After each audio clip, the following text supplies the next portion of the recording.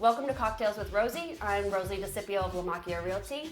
Today we are going to be making the Appraisal Anxiety. It is a gin-based cocktail, and I brought along Brad Vocino from Ross Mortgage, a lending expert, to help us talk about appraisals.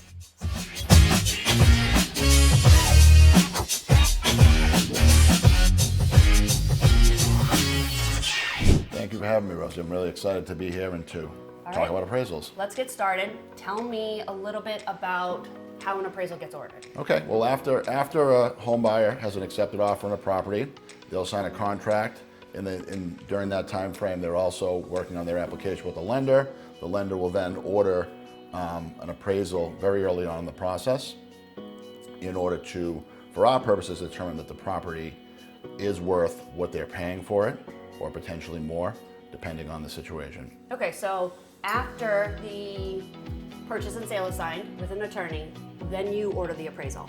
Correct, exactly right. So we order the appraisal through a third party for compliance reasons. The appraiser then is going to contact the listing agent of the property to set up an inspection of the property for our purposes. Okay, and who do they schedule with, the appraiser? So they're going to schedule through the listing agent or the listing agent's office. Typically the listing real estate agent will meet them at the property in order for them to access it. They're going to inspect the inside, the outside, check out the appliances, make sure everything is just in good working order, make sure there's no health or safety issues, and again, make sure that it meets fair market value. So, are you seeing people waive appraisals? So we do see people waive the requirement that a property appraise for the purchase price, and in that case, that's totally fine. It's up to them. We're still, of course, going to get the appraisal done for our purposes. For one, to determine that there's no health or safety issues there. That would be a concern of ours. And also, the financing is always going to be based on the value of the property. So the lender, no matter what, will still order the appraisal, even if you waive the appraisal? Correct. So the buyer can waive the appraisal in the contract. We're still going to order one whenever one is required. So from a lending standpoint, we have to have a valuation.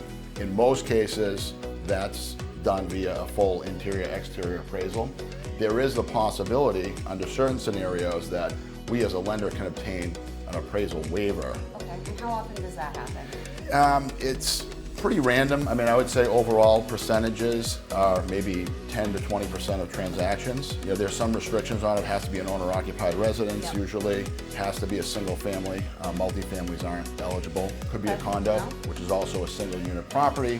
And in that case, we are still obtaining a valuation. It's just done electronically. Okay. And then how long are you seeing appraisals take? So typically the appraiser will contact the listing agent within a couple of business days. Depending on the listing agent's schedule, they'll get out there, as soon as possible. From there, it usually takes about 3 to 5 business days for us to get the appraisal report back. So overall, the process is going to be anywhere from about 10 days to 14 calendar days. Okay, I'm gonna shake.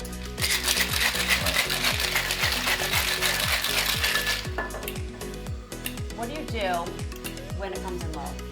Okay, From a lending point. So what we would do in that case is we're going to take a close look at the appraisal report. Yep. We'll let the real estate agents involved know that the value is coming low. We'll give them the opportunity to review the appraisal report for the purpose of determining whether or not maybe the appraiser made an error in overlooking something of value in the property. If they missed a comparable property that could potentially help the appraiser adjust the value up to the sales price. So it's not the end of the line if the appraisal value comes in low? No, not necessarily. Like I said, we can dispute the value. Sometimes that works.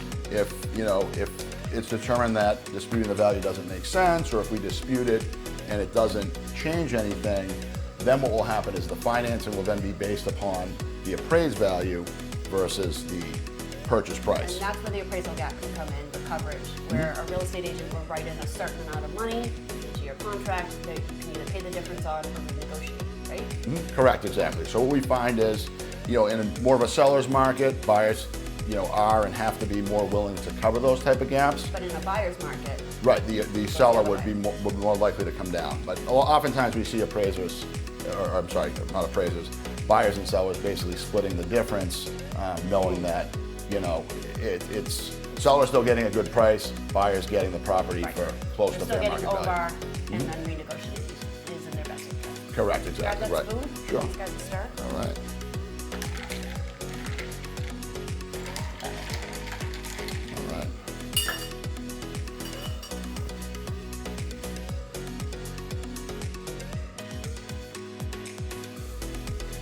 coming. Thank you for having me.